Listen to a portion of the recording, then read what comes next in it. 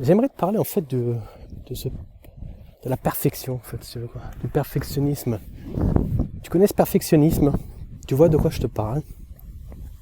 Celui où la plupart des gens autour de toi te disent bon voilà on a fini, et toi tu continues et tu te dis merde non, il y a encore ça qui me plaît pas, je pourrais encore faire ceci, je pourrais encore faire cela, il y a ceci qui me plaît pas. Et je dois rigoler parce qu'en fait je me retrouve dans ce que je te dis, hein. J'ai ce petit défaut en fait, si tu veux, quoi. Je bosse là-dessus mais c'est pas évident. J'aime le perfectionnisme. Après il y a toujours c'est une expression, hein, je veux dire, après chacun a sa définition, mais je me retrouve des fois, et heureusement j'ai ma compagne qui me met des coups de pied au derrière pour me dire bon maintenant ça suffit, t'as bien joué ton truc là, mais maintenant on passe à l'étape suivante, quoi.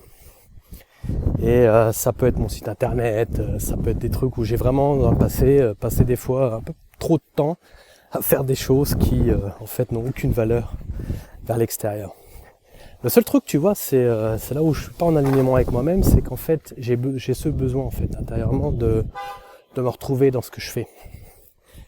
Et là je me suis souvent posé la question, c'est le petit conseil que je te donnerai, est-ce que ce que je fais et ce que je livre ou délivre en fait doit me refléter moi-même, ma personnalité, ce que je suis?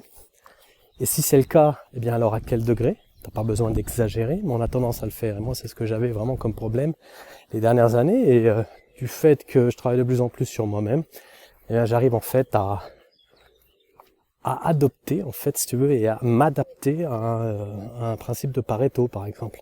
Le principe de Pareto part donc du principe que tu as du 80-20. Et le 80-20, par exemple sur un projet, ça pourrait être de dire voilà, je passe 20% du temps à atteindre 80% des résultats, donc au niveau de la finition, de la mise en œuvre, et point à la ligne. J'ai pas besoin de passer, donc, par rapport au principe de Pareto, 80% du reste du temps que j'aurais mis normalement pour essayer d'atteindre les 20% qui restent à faire. Tu vois, ça c'est le principe de Pareto. Et ça, il faut le comprendre, ça, il faut l'apprendre. Ça, il faut l'accepter. Et ça n'a pas été facile, je te dis honnêtement, quoi. J'ai ce besoin, en fait, de rester derrière ce que je fais, quoi. Et toi qui me regardes, je pense que tu dois connaître ce genre de situation. Si tu ne connais pas, sois heureux, parce que c'est pas évident. Il se pourrait bien, par contre, d'un autre côté, que tu appartiennes à ceux qui ne délivre pas la qualité nécessaire, mais tu sais, entre celui qui délivre pas la qualité nécessaire et celui qui essaie d'en faire trop, je crois qu'on est au même niveau, quoi, on n'avance pas. Et on est dans un monde de faiseurs, tu vois, un monde de faiseurs, ça veut dire que tu dois être rapide, tu dois réagir, tu dois même agir, donc être un proactif, pour ne pas devoir réagir, être à la fin de la file, en fait, si tu veux, quoi. Et ça demande énormément de maîtrise de soi, de confiance en soi, de connaissance de soi, comme je te dis, quoi. Il faut vraiment se connaître bien et puis se poser les bonnes questions pour savoir vraiment où on va en arriver. Plus le truc est précis au départ dans ce que tu veux faire, plus ce sera facile dans la mise en œuvre, parce qu'en fait, tu sais où est l'arrivée. Et c'est sûr que si tu mets la barre à 3 mètres et qu'en fait, là j'ai mon sac qui glisse, tu mets la barre à 3 mètres et qu'en fait, tu es à 2 mètres, il va te dire, il reste 1 mètre, et j'arrête pas. Mais qui te dit que les 2 mètres vont pas suffire pour le marché, quoi, tu vois? Si tu fais un produit, par exemple. Mais là, dans la production de produits, c'est pas compliqué. Moi, je te parle du MVP ou alors du MVS. Je te parle du Minimum Viable Product or Service. C'est pour ça que je te dis MVP, MVS.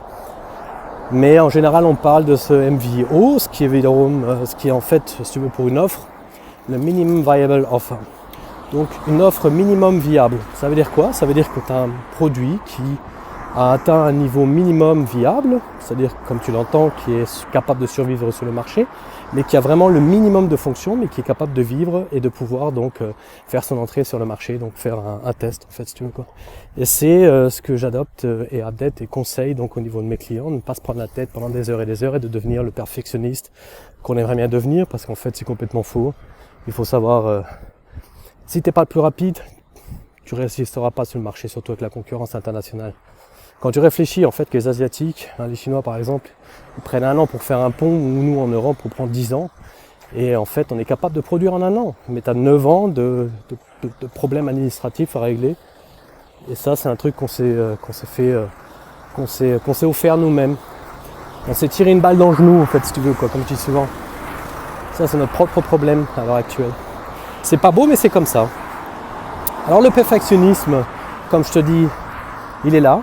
On ne peut pas faire grand chose contre lui, si ce n'est en fait de l'ignorer simplement, d'éviter de vouloir en faire trop, de vouloir remettre encore une petite couche.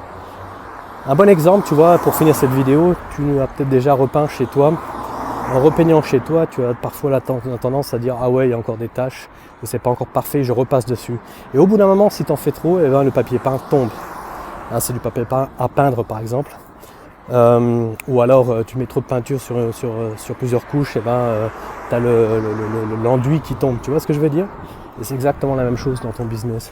Si tu en fais trop, le fait de mettre une couche en plus, c'est pas bon du tout. Tu te retrouves des fois à niquer tout le système, quoi. C'est pas bon. C'est une perte de temps et le temps, c'est de l'argent. Voilà, tout simplement. Sinon, voilà, c'est ce que je veux dire sur le perfectionnisme. C'est ce qui m'est venu, c'est ce que je ressentis pendant cette vidéo.